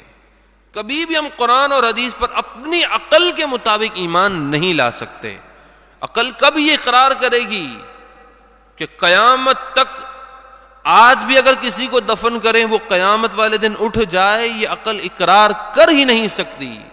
لیکن عقل پر ایمان لانا ہی نہیں ہے، عقل اس قرآن پر لانا ہے. ایمان اس قرآن کا نام ہے. قرآن پر ایمان لے آئیں, قرآن نے کہہ دیا ہم نے مان لیا, بس. کیسے ہوگا, کیوں ہوگا, یہ مومن کا کام ہی نہیں ہے. جب قرآن پر ایمان ہے تو قرآن کی ہر بات پر ایمان ہے. بل ہم بلقاء ربہم کافرون, یہ صرف اللہ تبارک و تعالی کے اس پیدا کرنے کا ہی انکار کر رہے ہیں, صرف اسی کا ہی انکار نہیں کرتے, بلکہ یہ تو کفار مکہ کل بروز قیامت اپنے رب کے حضور ملاقات کا بھی انکار کر رہے ہیں. قل, اے محبوب آپ فرما دیجیے, یتوفاکم ملک الموت, موت کا فرشتہ تمہیں موت دیتا ہے, تمہیں وفات حضرت اسرائیل علیہ السلام دیتے ہیں, جس کا جہاں وقت لکھا ہو ایک لمحہ تاخیر بھی نہیں کرتے, ایک لمحہ مہلت بھی نہیں دیکھتے, فوراً اس پر آ جاتے ہیں. وکل الذی وکل بکم, اس حضرت اسرائیل کو تم پر مقرر کیا گیا ہے, وہ اپنے مقررہ وقت پر تمہاری جان لے لیتے ہیں. ثم الی ربکم ترجعون, پھر تم اپنے رب کی طرف لوٹائے جاؤ گے. تم سب کو اللہ تبارک و تعالی کے حضور ہی حاضر ہونا ہے. وَلَوْ تَرَى إِذِ الْمُجْرِمُونَ نَاكِسُو رُؤُوسِهِمْ عِنْدَ رَبِّهِمْ, اور جس وقت مجرم اپنے رب کے پاس سر جھکائے نیچے کھڑے ہوں گے, اپنے سروں کو جھکا کر کھڑے ہوں گے اور عرض کریں گے ربنا, اے ہمارے رب, ابصرنا, ہم نے دنیا میں بہت کچھ دیکھا, وسمعنا, اور تیری طرف سے جو باتیں آئیں ہم نے ان کو سماعت بھی کیا, بس ایک کام کر دے, کیا, فرجعنا, ہمیں دنیاوی زندگی واپس دے دے, ہم دنیا میں چلے جائیں, ہم خوب اچھے اعمال کریں گے, نعمل صالحا, ہم بہترین سے بہترین عمل کریں گے, ہم تیری فرما برداری کریں گے, تجھ پر ایمان لے آئیں گے. یہ سب کب دیکھ کر کہہ رہے ہیں؟ کل بروز قیامت. ایمان نام ہی اس چیز کا ہے کہ بندہ بغیر دیکھ کر اس پر ایمان لائے. دیکھ کر ایمان لائے تو کیا ایمان لائے, جب دیکھ لیں گے تو تمنا کریں گے کہ ہمیں دنیا میں بھیج دیں, ہم بہترین عمل کریں گے. اِنَّا مُوقِنُونَ, کیونکہ اب ہمیں یقین آ گیا ہے کہ جو چیز کا ہم انکار کرتے تھے وہ چیز یہاں ہو رہی ہے, اب ہمیں یقین آ گیا ہے. اب وہ قیامت کے دن تمنائیں کریں گے, لیکن ان کو کوئی دنیا کی زندگی نہیں دی جائے گی. جس نے موت کا ذائقہ چکھ لیا اس کے بعد اسے اس دنیا کے اندر پلٹنا نہیں ہے. وَلَوْ شِئْنَا لَآتَيْنَا كُلَّ نَفْسٍ هُدَاهَا, اور اگر ہم چاہتے تو ہم ہر جان کو ہدایت دے دیتے. وہ دین اسلام قبول کر لیتا, ہر جان دین اسلام قبول کر لیتی, لیکن وَلَكِنْ حَقَّ الْقَوْلُ مِنِّي, لیکن میری بات پختہ ہے. کیا کہ لَأَمْلَأَنَّ جَهَنَّمَ مِنَ الْجِنَّةِ وَالنَّاسِ أَجْمَعِينَ, کہ میں ضرور بالضرور جہنم کو جنات اور انسانوں سے بھر دوں گا. اللہ تبارک و تعالیٰ کی طرف سے ہے کہ یہ جہنم بھرے گی انسانوں سے بھی. اگر یہ سارے کے سارے لوگ ایمان لے آتے تو پھر جہنم کیسے بھرتی؟ تو اللہ تبارک و تعالیٰ نے جس کے مقدر میں ایمان کی توفیق رکھی اور اسے یہ اختیار دیا, دونوں راستے دکھا دیے کہ یہ رستہ صحیح رستہ ہے, یہ رستہ برا رستہ ہے. ابو جہل کو سب کچھ معلوم تھا کہ اس رستے پر چلوں گا تو دامن مصطفیٰ ملے گا, اور اس رستے پر چلوں گا تو عذاب دوزخ ملے گا. اس کے پاس اختیار تھا, پاور تھی, جہاں جانا چاہ سکتا تھا چلے گیا. اس نے دامن مصطفیٰ نہیں, اس نے جہنم کا رستہ اختیار کیا. دوسری طرف حضرت اکرمہ ہیں, ابو جہل کے صاحبزادے ہیں, صحابی رسول ہیں, کفر کے اندر ان کی پیدائش ہوئی ہے, لیکن اللہ نے اس کو بھی اختیار دیا, دونوں رستے دکھا دیے, جہاں جانا ہے جاؤ. تو اللہ تبارک و تعالی نے بندے کو عاجز نہیں بنایا بلکہ اسے اختیار دیا ہے. اب وہ جو راستہ اختیار کرتا ہے، رب کے علم میں یہ بات ہے کہ بندہ اس راستے کو اختیار کرے گا. اب جس راستے کو اختیار کرے گا اس کا نتیجہ بھی اللہ کے علم میں ہے. جو دامن مصطفیٰ کا راستہ اختیار کرتا ہے اس کا نتیجہ جنت ہے، اور جو کفر کا راستہ اختیار کرتا ہے اس کا نتیجہ جہنم ہے. تو اللہ رب العزت نے اپنے علم میں یہ بات لکھ دی کہ میں جہنم کو کافروں سے بھر دوں گا. تو اسی وجہ سے اللہ رب العزت نے ہر نفس کو ہدایت عطا نہیں کی. فذوقوا بما نسیتم لقاء یومکم ھذا، اب تم اس چیز کا مزہ چکھو اس وجہ سے کہ تم نے ہماری ملاقات جو قیامت کے دن ہونی ہے اس کو بھلا دیا. تم کہتے تھے کہ یہ تو ایک افسانے ہیں، خیالات ہیں، کہ کوئی ایسا بھی ہو سکتا ہے رب سے کوئی بندہ ملاقات کرے گا، تو تم انکار کرتے تھے موت کے بعد اٹھنے کا. اب تم چکھو، تم نے انکار کیا نا، تم ہماری اس ملاقات کے دن کو بھول گئے. تو انا نسیناکم، ہم نے بھی تمہیں چھوڑ دیا، ہمیں بھی تمہاری کوئی پرواہ نہیں ہے. وذوقوا عذاب الخلد بما کنتم تعملون، اور اب ہمیشہ کا عذاب چکھو اپنے اعمال کے، اپنے کرتوتوں کے بدلے میں. جو تم عمل کرتے تھے اس کا مزہ چکھو. ہاں یہ تو بات کافروں کی تھی، مومنون کی کیا بات ہے؟ انما یؤمن بآیاتنا الذین اذا ذکروا بها، ہماری آیتوں پر ایمان وہی لوگ لاتے ہیں کہ جب انہیں ہماری آیتوں کے ذریعے نصیحت کی جائے، ہماری آیتیں یاد دلائی جائیں. خروا سجدا، یہ آیت سجدہ ہے، وہ فوراً سجدے میں گر جاتے ہیں، اکڑتے نہیں ہیں، ہماری نشانیوں پر غور کرتے ہیں، سجدے میں گرتے ہیں. وسبحوا بحمد ربہم، اور اپنے رب کی حمد کے ساتھ خوب تعریف بیان کرتے ہیں. وہم لا یستکبرون، مومن کی شان یہ نہیں ہے، وہ تکبر نہیں کرتے. جو تکبر کرتا ہے وہ مومنانہ شان سے بہت دور ہو گیا ہے. مومن کی شان یہ ہے وہ تکبر نہیں کرتے.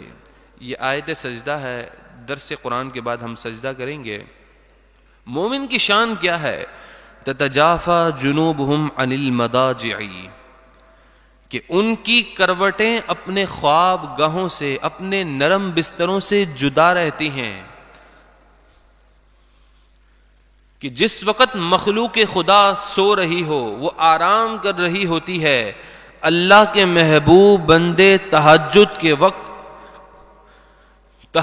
وقت اپنے رب کو منا رہے ہوتے ہیں، رب کی یاد میں ہوتے ہیں. یدعون ربہم خوفا وطمعا، وہ اپنے رب کی عبادت کرتے ہیں، اپنے رب کو پکارتے ہیں امید رکھتے ہوئے اور خوف کی حالت میں. وَمِمَّا رَزَقْنَاهُمْ يُنْفِقُونَ، اور ہمارے رزق میں سے وہ خرچ کرتے ہیں. نبی کریم علیہ الصلوۃ والسلام سے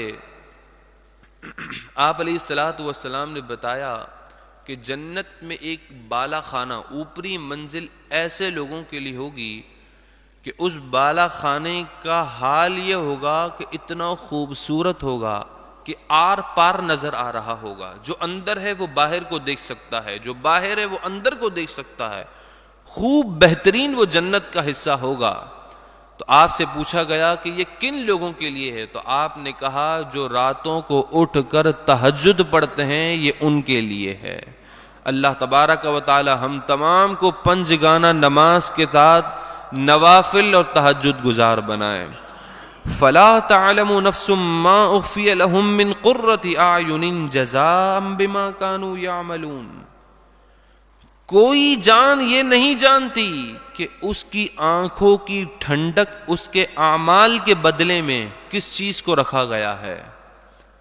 جو اعمال کر رہا ہے نیک اعمال، اس کے بدلے میں جو چیز اسے دی جائے گی اس سے اسے آنکھوں کی ٹھنڈک تو ملے گی. نتیجہ بتا دیا کہ اس چیز سے آنکھوں کی ٹھنڈک ملے گی، لیکن وہ چیز کیا ہے اسے کوئی نہیں جانتا. وہ چیز کیا ہے؟ آپ علیہ السلام سے پوچھا گیا تو آپ نے فرمایا جنت کی نعمت تو ایسی نعمت ہے کہ اس کا کوئی شبہ، اس کا کوئی خیال کسی آنکھ نے دیکھا نہیں، کسی کان نے جنت کی باتیں سنی نہیں، اور کسی کے دل میں جنت کی نعمتوں کا خیال تک بھی نہیں گزرا۔ افمن کان مؤمنا کمن کان فاسقا، کیا جو مومن ہے وہ اور جو فاسق، گناہگار، نافرمان، کافر ہے، وہ برابر ہو سکتے ہیں؟ ہرگز برابر نہیں۔ لا یستوون، یہ برابر نہیں ہیں۔ اما الذین آمنوا وعملوا الصالحات، بہرحال جو ایمان لائے اور نیک اعمال کیے، فلہم جنات المأوی، ان کے لیے بہترین باغات ہیں، نزلا بما کانوا یعملون، ان باغات میں ان کے لیے مہمان نوازی کی جائے گی۔ یہ سب کچھ ان کے لیے ہے اس وجہ سے کہ وہ دنیا میں نیک عمل کرتے تھے۔ وَأَمَّا الَّذِينَ فَسَقُوا فَمَأْوَاهُمُ النَّارُ، اور بہرحال فاسق گناہگار تو ان کا ٹھکانہ آگ ہے، انہیں آگ میں ڈالا جائے گا۔ كُلَّمَا أَرَادُوا أَن يَخْرُجُوا مِنْهَا أُعِيدُوا فِيهَا، جب کبھی یہ فاسق چاہیں گے کہ وہ جہنم کی آگ سے نکلیں، نہیں نکلنا تو نہیں ہے، جو چلے گیا چلے گیا۔ أُعِيدُوا فِيهَا، ان کفار کو دوبارہ اس آگ میں ڈال دیا جائے گا، پلٹنا نہیں ہے وہاں سے۔ وقیل لہم، اور ان سے کہا جائے گا، ذوقوا عذاب النار، دنیا میں اسی آگ کے عذاب کا جھٹلاتے تھے نا، انکار کرتے تھے اور کہتے تھے کہ لے آؤ یہ عذاب ہمارے پاس جلدی، ہم دیکھنا چاہتے ہیں۔ تو کل بروز قیامت جب ان سے کہا جائے گا اب چکھو اس آگ کے عذاب کو جس کا تم انکار کرتے تھے، الذی کنتم بھی تکذبون، جس کو تم اس دنیا میں جھٹلاتے تھے، اب اس آگ کے عذاب کو چکھو۔ وَلَنُذِيقَنَّهُم مِّنَ الْعَذَابِ الْأَدْنَىٰ دُونَ الْعَذَابِ الْأَكْبَرِ، آگ کا عذاب تو دیا ہی جائے گا، لیکن اور ہم ضرور بالضرور انہیں اس بڑے عذاب سے پہلے اس دنیا کے اندر بھی ایک قریب کا عذاب دیں گے۔ ان کفار پر ایک دنیا میں بھی عذاب ہے، وہ کیا ہے؟ دنیاوی مصیبتیں، پریشانیاں، قتل کرنا، ان کے خون کو مباح قرار دینا۔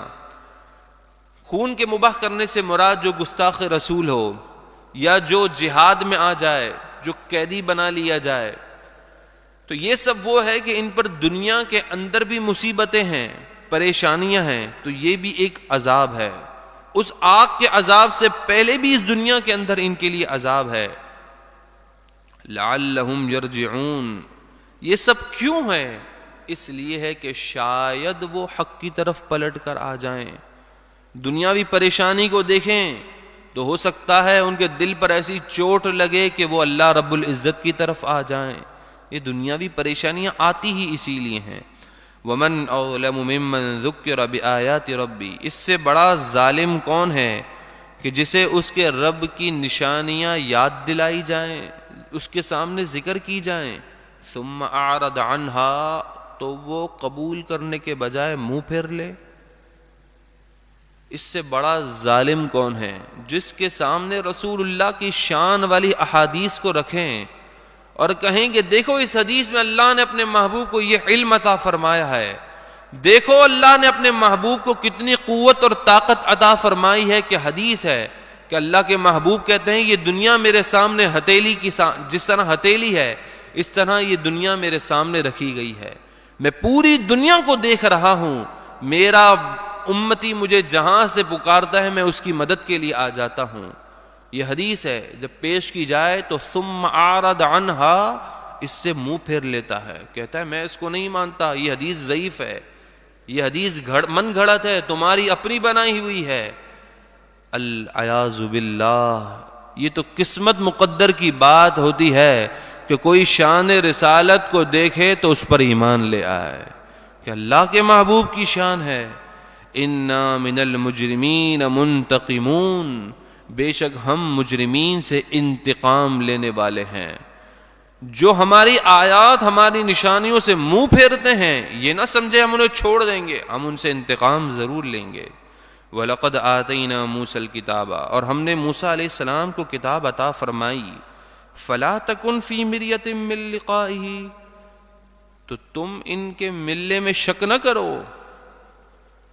انہیں کتاب ملی ہے، ہم نے دی ہے، یہ ہم سے لینے کے لیے آئے ہیں، اس میں شک نہ کرو۔ وَجَعَلْنَاهُ هُدًى لِبَنِي إِسْرَائِيلَ، اور ہم نے اس کتاب کو بنی اسرائیل کے لیے ہدایت بنا دیا۔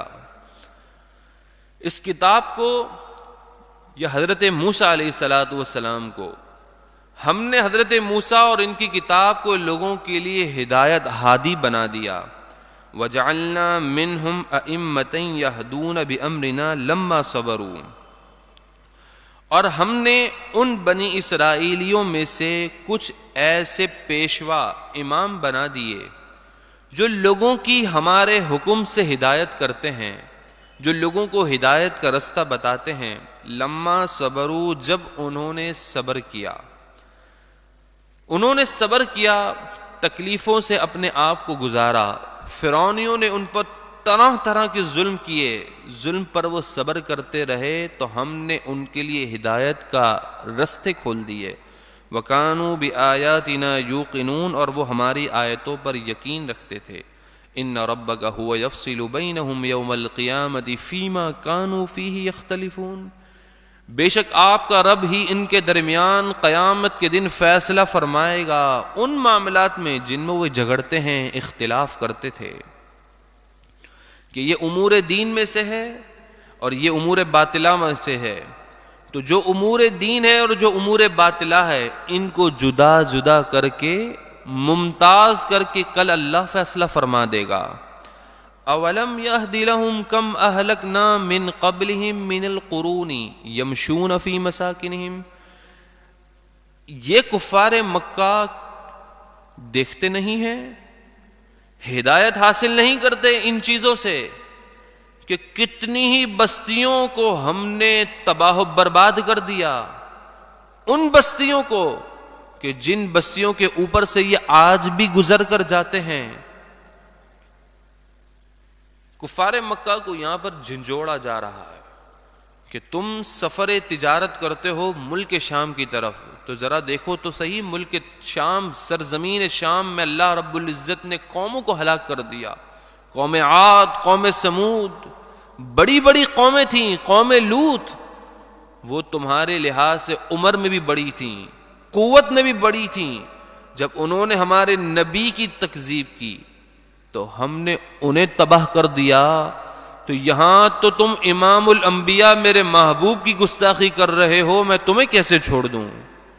تو ذرا غور تو کرو، تم ان کے یہاں سے گزرتے ہو، سامان تجارت لے کر ملک شام کے پاس سے گزرتے ہو، ذرا غور کرو اور میرے محبوب پر ایمان لے آؤ۔ ان فی ذلک لآیات یمشون فی مساکنہم، کہ یہ کفار مکہ آج بھی ان کے گھروں میں چل رہے ہیں، ان کے گھروں کے پاس سے گزرتے ہیں۔ ان فی ذلک لآیات، بے شک اس میں ضرور نشانیاں ہیں۔ افلا یسمعون، تو کیا یہ لوگ سنتے نہیں ہیں؟ یہاں پر ایک بہت ہی قابل توجہ بات ہے کہ جن لوگوں کے اس بات سے ہے نا کہ مزارات پر کیا ملتا ہے، کیا مزارات سے کیا ملتا ہے، اس آیت کریمہ سے مفسرین نے بڑا پیارا نقطہ بیان کیا۔ کہا مزارات سے کیا ملتا ہے؟ بولا اللہ رب العزت نے لوگوں کو ایمان دلانے کے لیے ان لوگوں کا ذکر کیا کہ جنہیں رب نے تباہ کر دیا تھا، کہ ان کو میں نے تباہ کیا ہے، تمہیں بھی تباہ کر دوں گا، ان کو دیکھ کر تم ایمان لے آؤ۔ تو جب اللہ تبارک و تعالی تباہ شدہ بستیوں کا ذکر کر کے کہ جہاں رب کا عذاب نازل ہوا، ان کو ذکر کر کے ایمان کی طرف ایک سبب بنا سکتا ہے، تو جو اللہ کے ولیوں کے مزارات ہیں جہاں پر رب کی رحمتیں اترتی ہیں، ان مزارات پر بندہ جا کر بھی ایمان کا نور حاصل کر سکتا ہے۔ کہ جب یہ بستیاں ایمان لانے کا سبب بن سکتی ہیں تو اللہ کے ولیوں کے مزارات بھی ایمان لانے کا سبب بن سکتے ہیں۔ اولم یروا انا نسوق الماء الى الارض الجرز، کیا یہ لوگ دیکھتے نہیں ہیں کہ ہم نے پانی کو بھیجا ایک خشک زمین کی طرف، فَنُخْرِجُ بِهِ زَرْعًا، تو پھر ہم اس خشک زمین سے اس پانی کے ذریعے ایک کھیتی کو اگاتے ہیں، تَأْكُلُ مِنْهُ أَنْعَامُهُمْ وَأَنفُسُهُمْ، کہ اس کھیتی سے انسان بھی کھاتے ہیں اور چوپائے بھی کھاتے ہیں، جانور بھی کھاتے ہیں۔ خشک زمین ہے، بنجر ہے، مردار زمین ہے، دانہ ڈالا، بارش ہوئی تو اس مردار زمین نے زندہ کھیتی اگا دی۔ تو جو رب مردار زمین بنجر زمین کو آباد کرنے پر قادر ہے، وہی رب تمہارے مر جانے کے بعد تمہیں زندہ کرنے پر بھی قادر ہے۔ افلا یبصرون، تو کیا تم دیکھتے نہیں، سمجھتے نہیں ہو؟ وَيَقُولُونَ مَتَى هَذَا الْفَتْحُ، لوگ یہ کہتے ہیں کہ یہ فیصلے کا دن کب آئے گا؟ کفار مکہ حضور کی بارگاہ میں آ کر کہتے کہ آپ ہمیں فیصلے کا دن، قیامت کا دن کہتے ہیں، لے آئیں ہم پر وہ قیامت کا دن۔ تو کہتے ہیں کہ یہ قیامت کا دن کب آئے گا؟ ان کنتم صادقین، آپ علیہ السلام کے بارے میں کہتے ہیں اگر آپ سچے ہیں تو لے آئیں۔ یہ کفار مکہ حضور کے بارے میں بات کر رہے ہیں۔ قل، اے محبوب آپ فرما دیجئے، یوم الفتح، فیصلے کا دن تو آئے گا، آج نہیں، آج تم جتنا کر لو، مذاق اڑا لو، فیصلے کا دن ضرور آئے گا۔ پھر جب آ جائے گا تو تم یہ کوشش کرو گے کہ اب ہم ایمان لے آئیں، لیکن لا ينفع الذین کفروا ایمانہم، تو اس وقت کافروں کا ایمان لانا انہیں کوئی نفع نہیں دے گا، کوئی فائدہ نہیں ہوگا۔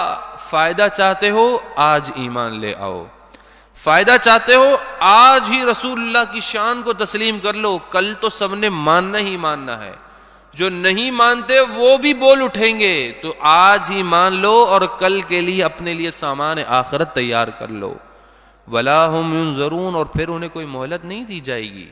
مہلت دنیا میں آج مل رہی ہے، سانسیں چل رہی ہیں، یہی مہلت ہے، آج راہ راست پر آ جاؤ، کل بروز قیامت کسی کو کوئی مہلت نہیں۔ فَأَعْرِضْ عَنْهُمْ، اے محبوب یہ آپ کی بات نہیں مانتے، آپ اعراض کر لیجئے، منہ پھیر لیجئے، نہیں مانتے نہ مانیں۔ وَانتظر، آپ بھی انتظار کیجئے کہ آپ کا رب ان پر کیسا عذاب اتارتا ہے۔ انہم منتظرون، اور یہ لوگ بھی قیامت کا انتظار کر رہے ہیں۔ قیامت تو بہت دور کی بات ہے، جو آپ کی گستاخی کرتا ہے ہم اسے دنیا میں ہی تباہ و برباد کر دیتے ہیں۔ تو آپ بھی انتظار کریں اور یہ لوگ بھی انتظار کرنے والے ہیں۔ سب کا نتیجہ الگ الگ ہوگا۔ جو حضور علیہ السلام پر ایمان لے آئیں وہ حضور کے دامن میں چھپ کر شفاعت مصطفیٰ کی بدولت جنت میں ضرور جائیں گے، اور جو آپ کے دامن سے پیچھے منہ پھیر لے گا وہ بالآخر جہنم میں ضرور جائے گا۔ اللہ تبارک و تعالی ہم تمام کا خاتمہ ایمان پر فرمائے۔ ایک مرتبہ الحمد شریف اور ایک مرتبہ سورہ اخلاص۔ الحمدللہ۔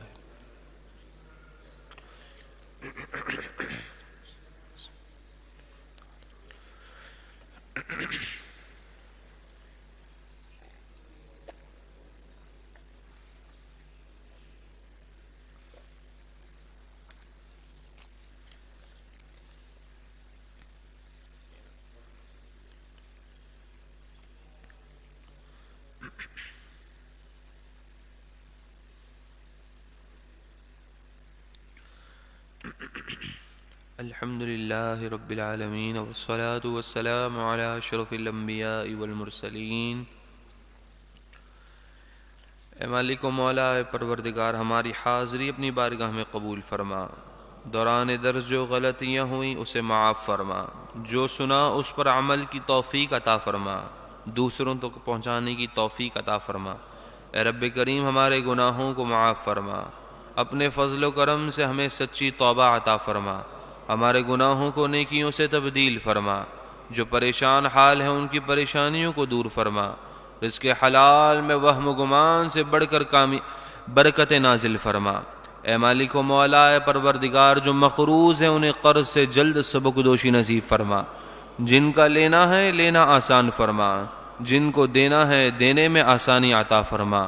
جو بے اولاد ہوں انہیں اولاد نرینہ عطا فرما، صاحب اولاد کو والدین کی آنکھوں کی ٹھنڈک بنا، ہمیں اپنے والدین والدہ کی خدمت کی توفیق، بدلے میں مقبول دعائیں لینے کی توفیق عطا فرما، جو بیمار ہیں انہیں صحت کاملہ عاجلہ نصیب فرما۔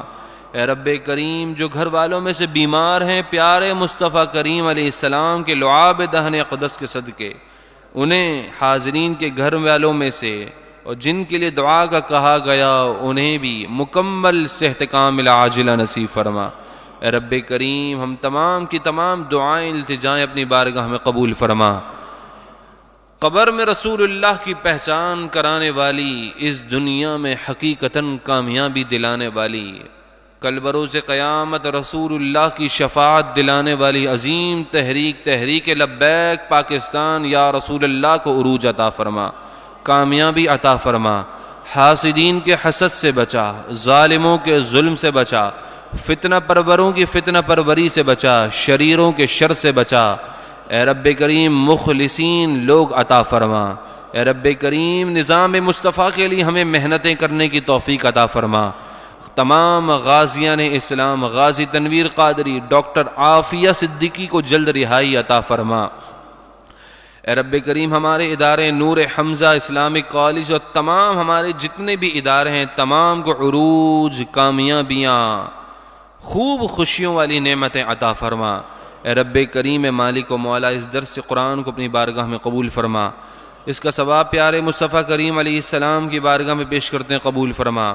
آپ کے وسیلے سے تمام انبیاء کرام، تمام صحابہ کرام، تمام ازواج مطہرات، صدیقین، شہداء، صالحین کو پیش کرتے ہیں، قبول فرما۔ پیارے غوث اعظم کو پیش کرتے ہیں، قبول فرما۔ سید الشہداء حضرت امیر حمزہ کو پیش کرتے ہیں، قبول فرما۔ اے رب کریم، اس کا ثواب بالخصوص حضرت قاسم بن محمد بن ابو بکر صدیق علیہ الرحمہ، مولانا غلام جیلانی رامپوری علیہ الرحمہ، امیر المجاہدین کی بارگاہ میں، غازی اسلام غازی ملک ممتاز حسین قادری کی بارگاہ میں، ہمارے اہل و عیال میں سے جتنے بھی اس دنیا فانی سے رخصت ہوئے، والد، دادا، نانا، ماموں، نانیاں، پھپھیاں، اے رب کریم، پھپھا، اس کے علاوہ ننیال اور ددیال میں اوپری نسل تک جتنے بھی صاحب ایمان گزرے تمام کی بارگاہ میں پیش کرتے ہیں، قبول اور منظور فرما۔ وصلی اللہ تعالی علی خیر خلق محمد وعلی آلہ وصحبہ اجمعین برحمتک یا ارحم الراحمین۔